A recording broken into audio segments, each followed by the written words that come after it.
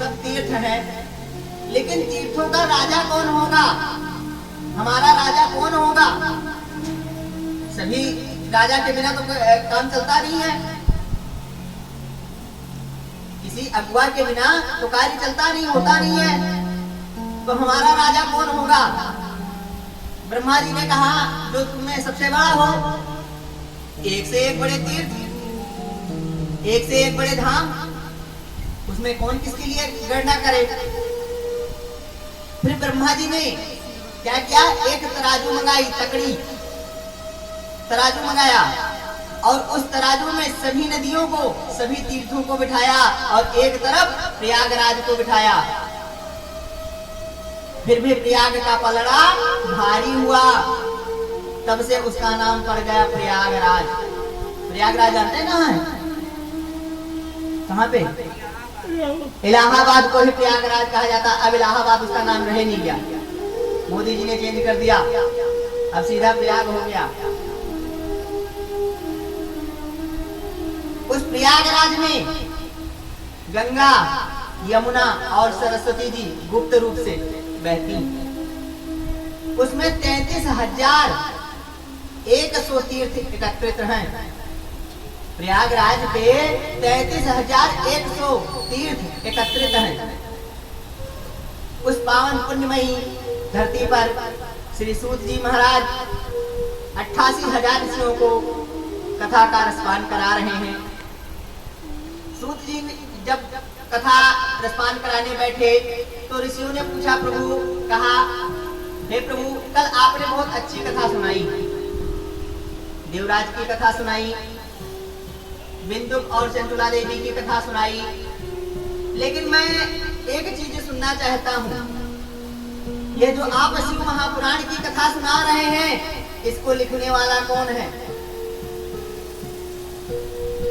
इसको रचने वाला कौन है? उनके माता पिता कहाँ कौन है?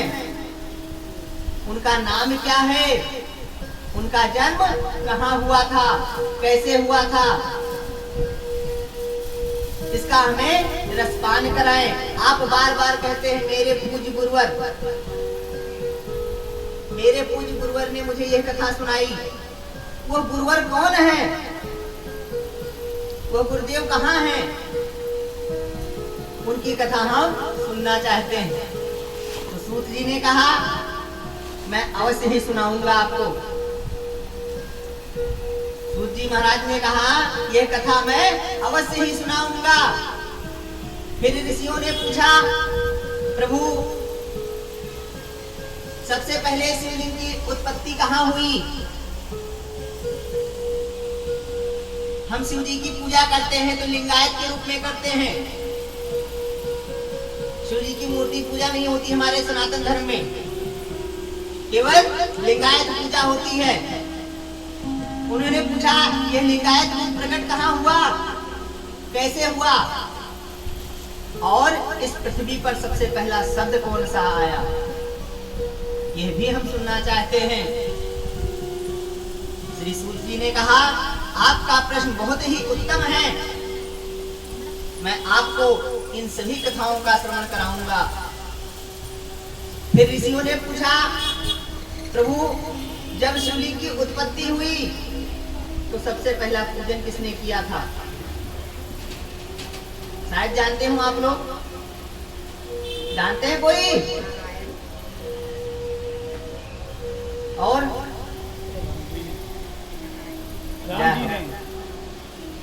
चलिए, ये भी मैं कथा आपको सुनाऊंगा।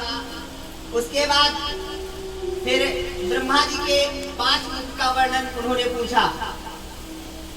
ब्रह्मा जी के अभी बता रहे थे भगत जी कि 3 मुख हैं, ब्रह्मा जी के 4 मुख अभी भी हैं, चतुर्मुख कहा जाता है उनको। उनके 5 मुख थे।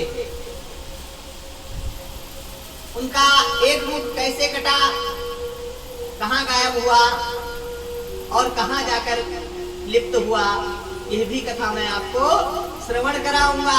ऐसा श्री सूत जी ने 88,000 ऋषियों से कहा।